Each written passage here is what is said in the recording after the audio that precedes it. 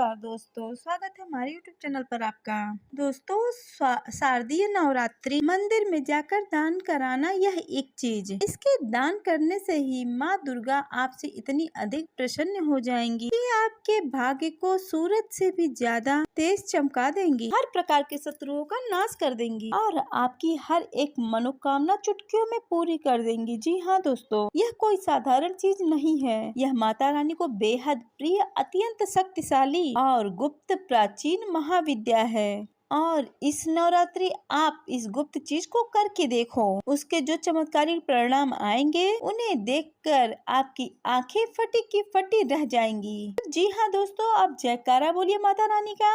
जगत माता महारानी भद्र काली माता की जय बोलो, माता रानी के सांचे दरबार की जय बोलो। तो तुला राशि वालों, स्वागत है हमारे चैनल पर। उठ जाग मुसाफिर भोर भई, अब रैन कहाँ जो सोवत है। जो सोवत है वो खोवत है, जो जागत है वो पावत है। अब आपको भी कुछ जागने का और कुछ करने का समय आ गया है। वैसे तो एक कार्यक्रम में हम आपको हमेशा कुछ न कुछ बताते रहते हैं, बेहद शक्तिशाली, बेहद अद्भुत उपाय आपको बताते रहते हैं। जैसे हमने आपको कल ही एक वीडियो में बताया था कि यमराज को कैसे प्रसन्न किया जाए।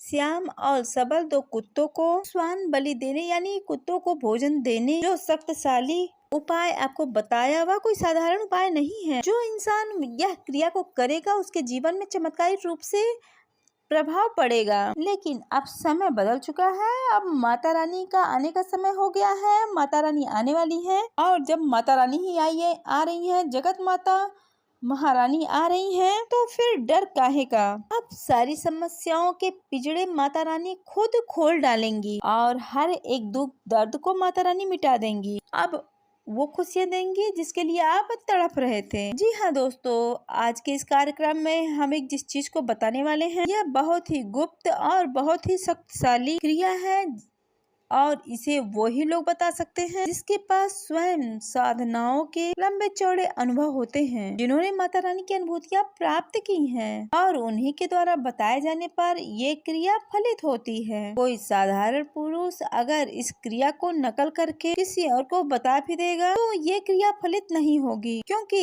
इस क्रिया में गुरु आशीर्वाद की कृपा बहुत ही जरूरी होती है और यह क्रिया गुरु शिष्य के माध्यम से ही दी जाती है। याद रखिएगा दोस्तों, जब भी कोई व्यक्ति किसी दूसरे व्यक्ति को ज्ञान देता है, वह हमारे वैदिक परंपरा के अनुसार वह उस व्यक्ति का औपचारिक गुरु बन जाता है। और यहीं पर जब दैविक क्रियाओं की बात करें, दैविक शक्तियों के आशीर्वाद को दिलवाने की बात की जाती है, तब गुरु शिष्य परंपरा का पालन होना अत्यंत अनिवार्य हो जाता है, अन्यथा क्रियाएं फलित ही नहीं होती हैं। याद रखिएगा, छोटे मोटे उपाय तो कोई भी बता देता है, उनसे थोड़ी बहुत लाभ भी प्राप्त हो जाते हैं, लेकिन विशिष्ट और बहुत ही शक्तिशाली उपाय जो 100% तक कामयाबी देती है, केवल वो अनुभवी साधक ही आपको बता सकते हैं और आपको भी उन्हें ऐसे व्यक्तियों से ही लेना चाहिए। अब आप यह कैसे जाने कि हमें जो बता रहा है वह अनुभवी साधक है भी या नहीं। सीधी सी बात है दोस्तों, जो अनुभवी साधक होगा उसकी बातें आपके दिल को छू जाएंगी। वह जीवन के ज्ञान की बात करेगा, अनुभव की बात करेगा, वह ज्ञान की गहराइयों तक लेके जाएगा, क्योंकि उसने ज्ञान हासिल किया है, उसने मेहनत की हुई है। जो नकली झूठ बनाकर बोलेगा उसकी बातें बेपटांग और झूठ मूठ की होगी। अपनी हल्की बातों से वह खुद का परिचय भी दे देगा। वह कोई साधक नहीं है, वह इधर उधर से सुनकर आपको कुछ बता रहा है। दोस्तों याद रखिएगा, जो भी बातें हम आपको बताते हैं वे हमारे व्यक्तिगत अनुभवों पर आधारित होते हैं, लंबी गहरी साधनाओं के अनुभव पर, माता रानी की कृपा और उनके आशीर्वादों पर आधारित होती हैं। अब इस कार्यक्रम में जिस एक चीज के बारे में हम बताने वाले हैं, उस एक चीज में बहुत अधिक शक्ति है। नवरात्रि के 9 दिनों में आपके जीवन में शुद्ध सकारात्मक प्रभाव, आपके जीवन में सुख ऊर्जा आपके जीवन में भर देगी, आपके सारे कष्ट को समाप्त कर देगी और जिन जिन चीजों की आपके जीवन में कमी है वह सारी चीजें आपको ला कर देगी। जी हाँ दोस्तों, स्वयं माँ चामुंडा देवी आपको सब कुछ ला कर देने वाली है, लेकिन इसके लिए कुछ विशेष नियम भी होंगे। दिव्य शक्तियाँ यूं ही सड़क पर घूमने वाले कोई मामूली लोग नहीं है। यह परम पवित्र, परम शक्तिशाली और परम दिव्य अनुभूतियाँ होती हैं और ऊर्जाएं होती हैं। इन्हें साधना पड़ता है और उन्हें साधने के लिए विशेष नियमों का पालन करना पड़ता है। तो अब न केवल हम एक विशेष चीज के बारे में आपको बताने वाले हैं, हम आपको सारे नियम और सारे विधि विधान के बारे में भी आपको बताएंगे। हालांकि जो बच्चे मन के सच्चे हैं, मन के सात्विक हैं, उनके लिए कोई कठिन नियम नहीं है। कठिन नियम तो उनके लिए है जो तामसिक प्रवृत्ति के इंसान हैं, जिनका भोजन ही और व्यवहार ही तामसिक है। उन्हें कठिनाई अवश्य ही आएगी, क्योंकि उन्हें व्यवहारिक परिवर्तन करने होंगे। जो भी है आप उन्हें अभी देख ही लेंगे कि हम किन किन बातों को बारे में आपको बताने जा रहे हैं। कोई कठिन नियम नहीं है, आप आसानी से उनका पालन कर सकते हैं और लगातार आप 9 दिनों तक इन नियमों का पालन कर पाते हैं तो हम गारंटी के साथ आपको कहते हैं कि आपका जीवन 100% बदल जाएगा इन 9 दिनों के अंदर। इसका दोस्तों बहुत ही पॉजिटिव रिजल्ट मिलता है और अब माता रानी आ ही रही है तो अब हम सोच रहे हैं कि आपको बहुत शक्तिशाली ज्ञान और गुप्त ज्ञान और बेहद शक्तिशाली विद्या आपको दे दी जाए, यही उचित समय है। तो दोस्तों इस ज्ञान का आप बेहद सम्मान करना और सभी मनोकामनाओं की पूर्ति के लिए ही इसका प्रयोग करना। मतलब कि कोई ऐसी मनोकामना दिल में मत मान बैठना जिसमें किसी का हानि होता हो। आपका लाभ हो ये तो अच्छी बात है, लेकिन किसी का हानि हो यह गलत बात है। बस आपको इस बात का ख्याल रखना है।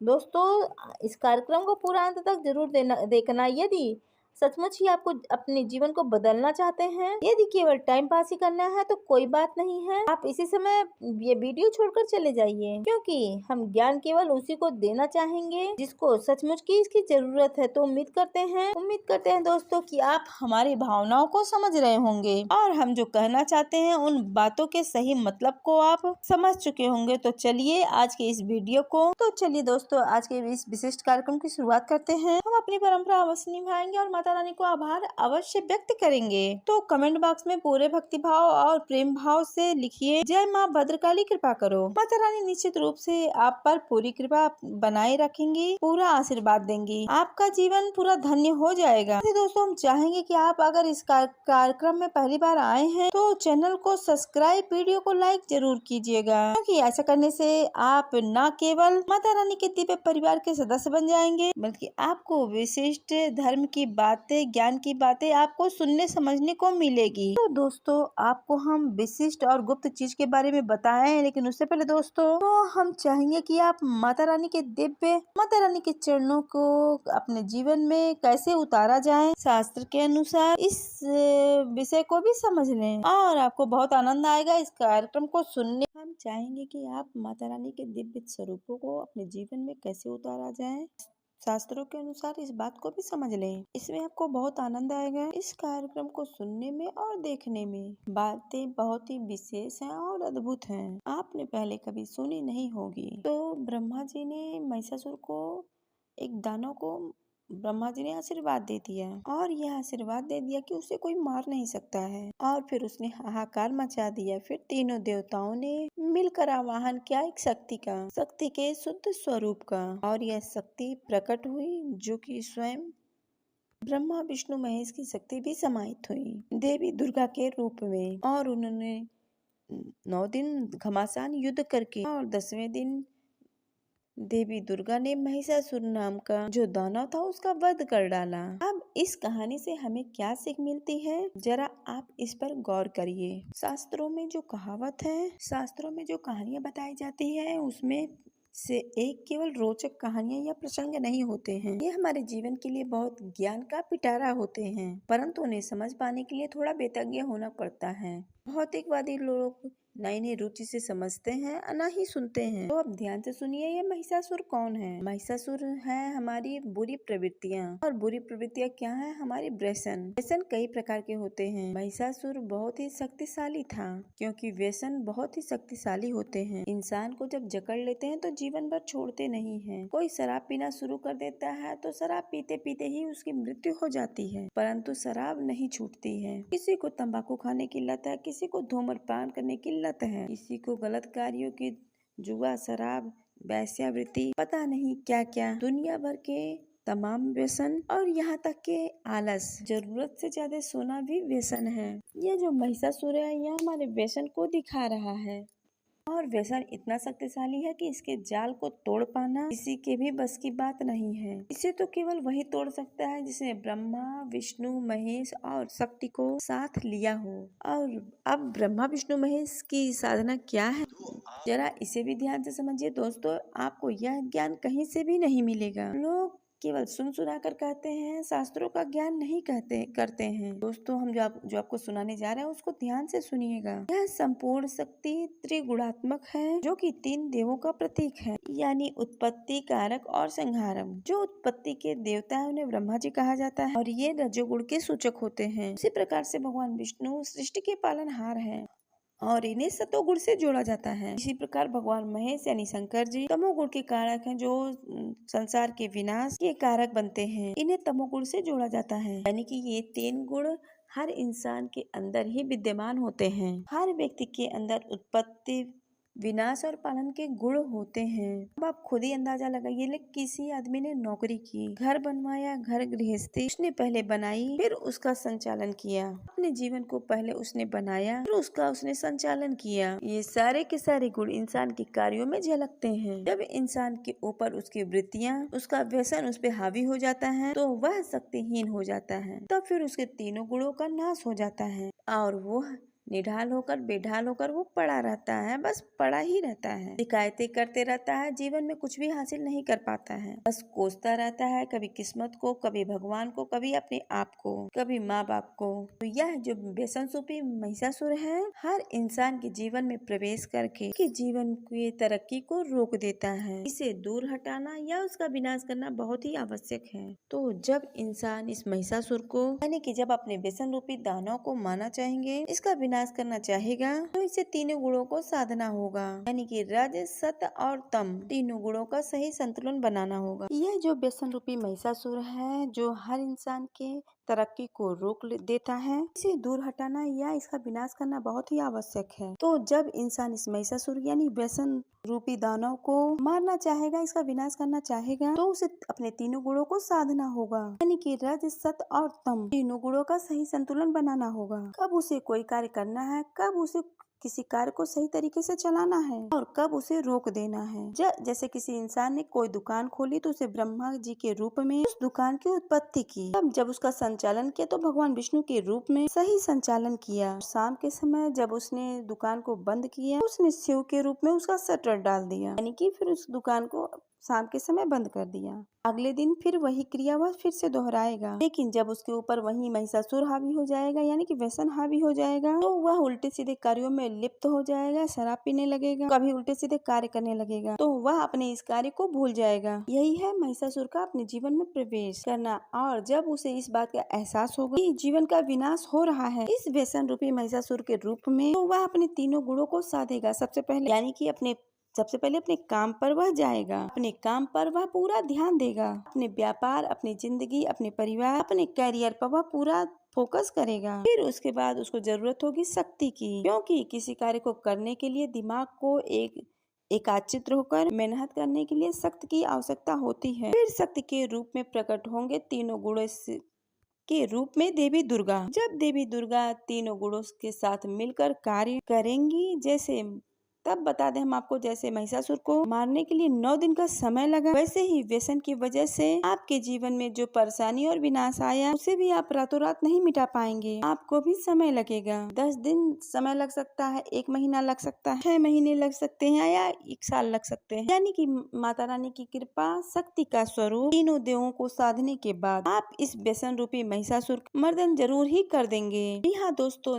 नवरात्रि का यह जो पर्व है वर्ष में 4 बार आता है, 2 बार गुप्त और 2 बार उजागर। अब इन 4 रूपों में माता रानी की यही लीला होती है, यानी कि साल में 4 बार माता रानी की यह लीला होती है। और हमारे जो सिद्ध संत पूर्वज, यानी कि यूँ कहें देवताओं के समान सिद्ध पुरुष थे, उन्हें मानव जाति को सीख देने के लिए इस विचित्र और बड़ी ही ज्ञानप्रद कहानी को शास्त्रों में गढ़ा। जी हाँ दोस्तों, ताकि मानव सीखे, इसलिए नवरात्रि साल में 4 बार आती है। कोई कहेगा महाराज नहीं महाराज 2 ही बार आती है, आपको सही ज्ञान नहीं है दोस्तों। बता दे, 2 नवरात्रि वैष्णव होती है और 2 नवरात्रि शैव होती हैं। 4 नवरात्रियां होती हैं। आप समझ लीजिए कि आपको 4 बार चेताया जा रहा है, आपको जगाया जा रहा है कि यह जो आपके जीवन में महिषासुर आ रहा है व्यसन रूपी, इसे दूर भगाओ, इसका मर्दन करो। 4 बार आपको जगाया जा रहा है। तो दोस्तों उम्मीद करेंगे कि यहाँ तक की आपको सारी बातें समझ में आ गई होगी। यहाँ हमको बता दे कि इंसान के जीवन को कितनी खूबसूरती से सजाने की कोशिश की गई है हमारे शास्त्रों के माध्यम से, माता रानी की कृपा से, देवी देवता और हमारे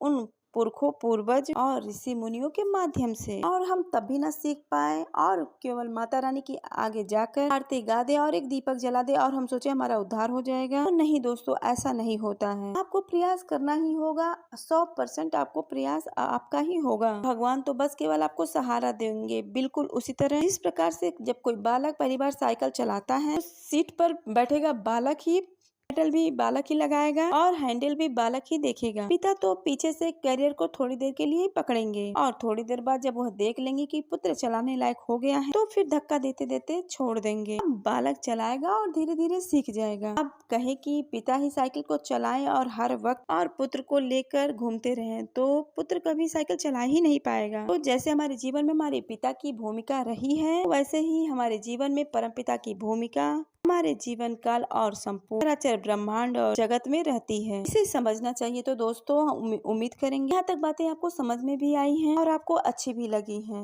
जो धार्मिक हैं, शांत हैं, गंभीर हैं और ज्ञान पिपासु हैं, उनके लिए तो हमारी बातें अच्छी हैं। लेकिन जो टाइम पास के लिए आए थे, रातों रात चमत्कार हो जाने वाली को और कोई मणि कोई पारस पत्ती की तलाश करने वाले थे, उनके लिए तो इस वीडियो में जो बातें हम बता रहे हैं ये सब बकवास है। उन्हें तो पारस पत्थर की तलाश में जल्दी से जल्दी उन्हें निकल जाना चाहिए। अपना समय बिल्कुल भी खराब ना करें। तो चलिए बंधुओं, यहाँ तक की सारी बातें आपने समझ ली है और अब हम आपको बताते हैं उस एक विशेष चीज के बारे में कि आप अपने जीवन में माता रानी का अवतरण कैसे करेंगे, कैसे त्रिदेव की शक्तियों को आप साधेंगे और भगवान की यूं शक्तियाँ या यूं कहें दिव्य शक्ति कैसे आपको पीछे से धक्का लगाएगी और आप कामयाबी की ओर खींचे चले जाएंगे। जी हाँ दोस्तों, ध्यान से सुनिएगा सारी बातें। अब इस एक चीज के बारे में हम आपको बताएं उससे पहले एक सवाल, मौलिक सवाल है, आध्यात्मिक सवाल है कि भगवान को सबसे अधिक प्रिय एक इंसान के अंदर क्या है, यानी कि इंसान के वे कौन से गुण हैं जिन्हें देखकर भगवान बहुत प्रसन्न होते हैं। जरा विचार करिएगा और बताइएगा। ठीक है, आपने विचार कर लिया। अब हम आपको बताते हैं भगवान श्री राम के वैसे तो कई भक्त हैं, तमाम भक्तों से हर वक्त भगवान घिरे रहते थे। जैसे सुग्रीव हैं, जामवंत हैं, अंगद हैं, ऐसे पता नहीं कितने विभीषण भी हैं। लेकिन सब भगवान को सबसे प्रिय भक्त कौन है, विचार करके बताइए। जी हाँ, आपने सही सुना, हनुमान जी। हनुमान जी ही भगवान के सबसे प्रिय क्यों हैं? इस बारे में विचार करके देखिए तो आपको पता चल जाएगा। आपको क्या करना है कि भगवान के आप प्रिय भक्त बन जाएंगे। हनुमान जी की वह कौन सी खूबियां हैं, ध्यान से सुनिएगा। सबसे पहले खूबी है हनुमान जी की विनम्रता। जी हाँ दोस्तों, हनुमान जी हद से ज्यादा विनम्र हैं। हनुमान जी किसी का अपमान नहीं करते हैं, सबके सामने झुककर बातें करते हैं। कड़वी जबान नहीं है हनुमान जी की। कहने की बात यह है कि दूसरी बात, हनुमान जी कभी भी किसी काम को छोटा बड़ा नहीं समझते हैं। जब श्री राम जी ने हनुमान जी से कहा कि हनुमान, हमने तो विभीषण जी को लंका का राजा बना दिया और सुग्रीव को किष्किंधा का पद दे दिया और हमने तो अयोध्या के राजा का पद ले लिया, तुम्हें तो कोई पद ही नहीं दिया। तो हनुमान जी ने प्रभु श्री राम के दोनों पद उठाकर अपने सिर पर रख लिया और बोले हनुमान जी कि प्रभु हमें तो दो दो पद मिल गए हैं, आप सबको तो केवल एक ही एक पद मिला है और हमें जो पद मिला है वो तो हमारे प्रभु का पद है और हमें तो दो दो पद मिले हैं, इससे बढ़कर खुशी हमारे लिए और क्या हो सकती है। तो अब ऐसे हैं हनुमान जी हमारे। अब ध्यान से समझिए कि हनुमान जी के क्या गुण हैं, वे गुण आपके अंदर भी होने चाहिए। तो अब आपको बता दें, क्या हनुमान जी शराब पीते हैं? क्या हनुमान जी व्यभिचार करते हैं? क्या हनुमान जी झूठ बोलते हैं? क्या हनुमान जी किसी का अपमान कर देते हैं या फिर किसी का शोषण करते हैं? दोस्तों ये बातें बहुत ही सरल है सुनने में, ये बातें केवल सुनने की है, तो हकीकत में कुछ भी ऐसा नहीं होता है। लेकिन दोस्तों हकीकत में ऐसा ही होता है। यदि समाज गंदा हो गया और सारा का सारा वातावरण गंदा हो गया, नकारात्मक हो गया, इसका मतलब यह नहीं कि आप भी गंदे हो जाएं, आप भी नकारात्मक हो जाएं। यदि आप नाली में कहीं गिर जाते हैं, आपके कपड़े गंदे हो जाते हैं, शरीर पर भी यदि आपकी गंदगी लग जाती है, तो आप सबसे पहले क्या करेंगे? पहले खुद को साफ करेंगे, फिर अपने कपड़ों को साफ करेंगे। यह तो नहीं कहेंगे कि अरे अब हम तो नाली में गिर गए, चारों तरफ गंदा पानी ही है, गंदा ही है, अब तो इसी में रहना होगा, हमें ही गंदा होना ही पड़ेगा, मजबूरी है, क्या करें। जी नहीं, ऐसा नहीं सोचना है, आप ऐसा बिल्कुल नहीं करेंगे। बस अपने व्यवहारिक जीवन में भी आपको ऐसा नहीं करना है। हमेशा सत्य के मार्ग पर चलें, किसी का दिल ना दुखाएं, पवित्रता को हमेशा अपने साथ रखें और भगवान के नाम स्मरण को ही अपना हथियार बनाएं। जी हाँ दोस्तों, जब भी जीवन में कोई भी परेशानी हो, कोई भी उलझन हो, अटकन हो, तो सीधे भगवान की शरण में जाएं। जिसके भी आप साधक हैं, जिसके भी साधक आप पूजा करते हैं, उसी रूप में भगवान को सच्चे हृदय से याद करें, उनके नामों का स्मरण करते रहें। दोस्तों ये बातें केवल कहने की नहीं है, इसमें बहुत शक्ति है, प्रचंड ऊर्जाएं हैं। आज के भौतिकवादी स्वरूप यानी कि अधकचरे स्वरूप को, इन बातों को पीछे ढकेल दिया है, केवल लालच, व्यसन और शोषण को ही आगे बढ़ा दिया है। बड़े दुख की बात है ये। खैर बंधुओं,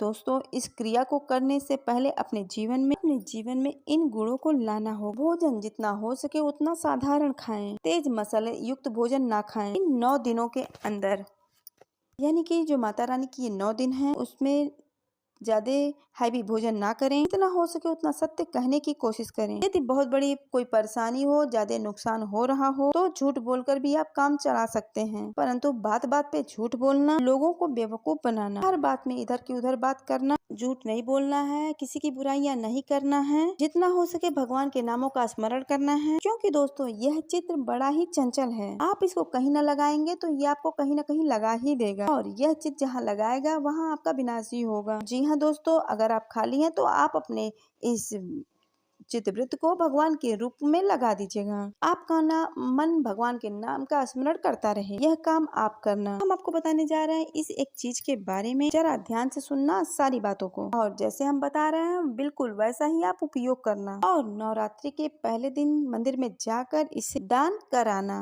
तो ध्यान से सुनिएगा। तो सबसे पहले आपको नवरात्रि के पहले दिन माता रानी के दरबार में आपको जाना है, यानी आपके नजदीकी जो माता रानी का मंदिर होगा, आपको मंदिर में जाना और माता रानी के पूर्ण श्रृंगार को वहां आपको समर्पित करना है। जी हाँ दोस्तों, यह बहुत ही जरूरी है। इसके बाद उस मंदिर में बैठने वाला जो आसन है, आसन पर बैठकर आपको, जो भक्त लोग आसन पर बैठकर माता रानी की पूजा और आराधना करते हैं, कीर्तन करते हैं, ऐसे ही 5 आसन आपको दान करने हैं। साथ ही साथ आपको किताब भी दान करने हैं। चालीसा वगैरह की किताबें होंगी, सप्तशती की किताबें होंगी, वे सब मिलाकर किताबें आपको 5 दान करनी होंगी। इसी के साथ साथ माता रानी को इत्र जरूर दान करें। इत्र के दान करने से माता रानी बहुत ज्यादा प्रसन्न होती है और इत्र शुक्र का भी सूचक होता है। जब आप माता रानी को श्रृंगार और इत्र अच्छी क्वालिटी का इत्र लेकर माता रानी को अर्पण करते हैं, इत्र जो है वो कोई उल्टी सीधी सस्ती नहीं लेना, माता रानी को अच्छी क्वालिटी का ही इत्र अर्पण करना। इससे होता यह है कि माता रानी को आपके विशेष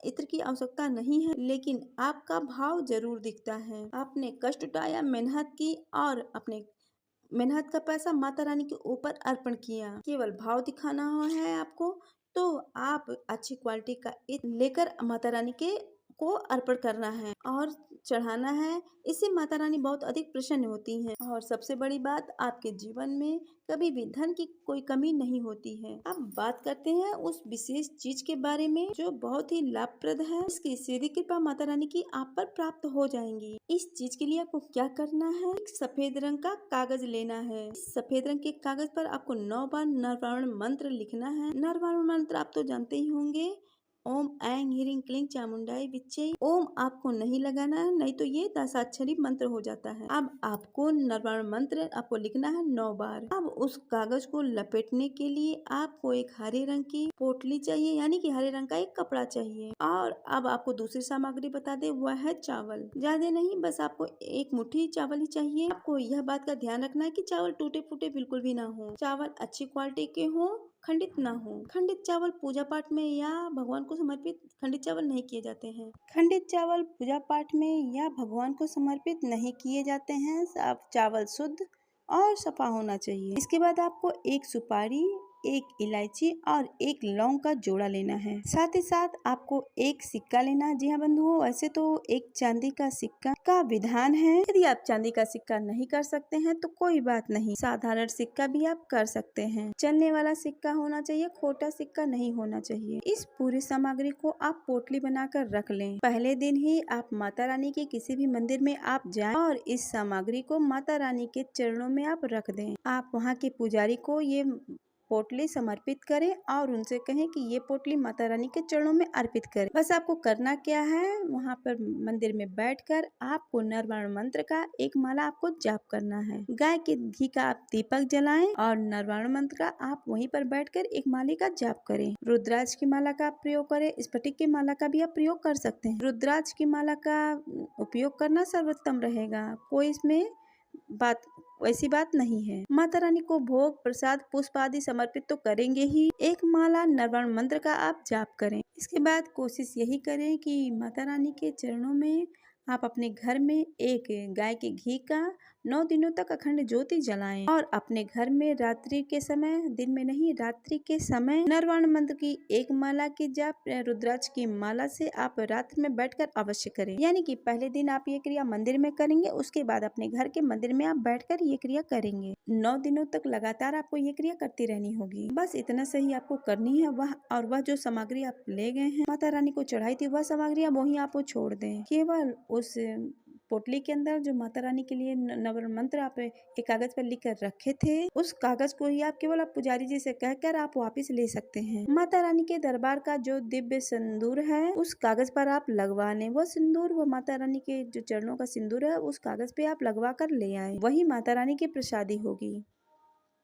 वही आपके काम आएगी। उस कागज को लाकर आप अपने घर में पूजा रूम में आप रख लें। पूजा घर में आप माता रानी का ये स्वरूप समझकर आप अपने मंदिर में रखें और 9 दिनों तक लगातार आप इस क्रिया को दोहराते रहेंगे। फिर आप देखिएगा कैसे जादुई चमत्कार आपके जीवन में होता है। बाकी जीवन शैली में भी आपको परिवर्तन करने होगा। हमने आपको पहले भी बता दिया है, समझा दिया है, क्योंकि सारी चीजों को एक साथ मिलाकर परिवर्तन करने से ही महापरिवर्तन आता है। वरना आप एक ही कार्य करेंगे और बाकी किसी चीज पर ध्यान नहीं देंगे तो परिवर्तन बहुत ही सूक्ष्म होंगे, तो हो सकता है आपको दिखाई भी ना दे। इसलिए लोग कहते हैं कि जो उपाय करते हैं वो ठीक से कार्य नहीं करता। तो जब हम उसमें पूरी श्रद्धा विश्वास के साथ कार्य ही नहीं करेंगे तो हमारा